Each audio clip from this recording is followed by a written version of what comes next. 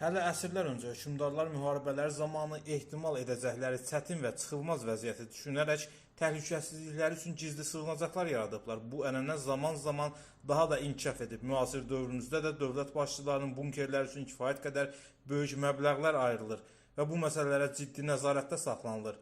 Sovet dövründə SSR rəhbərlərinin bir neçə bunkeri mövcud olub. 1960-cı illərin əvvəllərində isə daha əlçatmaz olan yeni bir bunkerin inşası ilə bağlı planlar üzə çıxıb. Mərkəzi komitə yekdilliklə bu dağların dərinliyində bunker yaratma planının gerçəkləşməsi üçün qərar qəbul edib.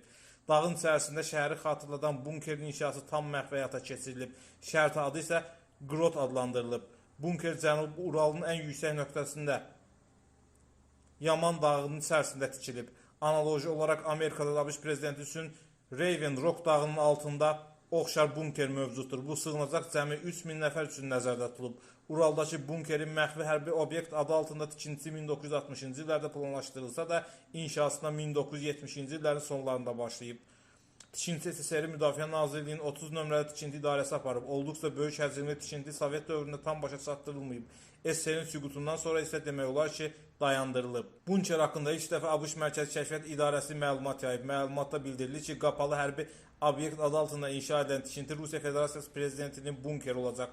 Amerikalılar isə öz məlumatlarını bunkerin nəhəngliyini xüsusi vurğulayaraq qeyd ediblər ki, sığınacaq 60 bin nəfər üçün nəzərdə tutulub, amma zərurət yaranacağı halda 300 min nəfərin yerləşdirilməsi də mümkündür. Ərazidə elə bir mühafizə sistemi yaradılıb ki, nə turistlər, nə də jurnalistlər dağa yaxın düşə bilməyiblər. 2002-ci ildə bunkerin tikintisi sona çatıb. Sızan məlumatlara görə bunker eyni vaxtda atılacaq 5 nüvə silahına tab gətirəcək qədər möhkəm və davamlıdır.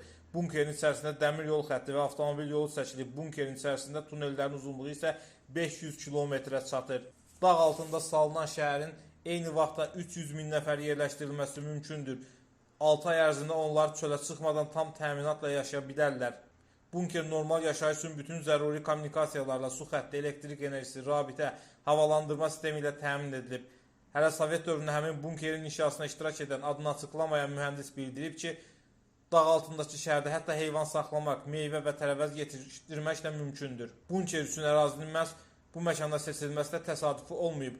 ABŞ və NATO qüvvələri üçün bu ərazi hədəfə çevrilməyin çətin olacağı hesablayan mütəxəssislər prezidentin burada daha etibarlı mühafizə olunacağına tam əmin olublar.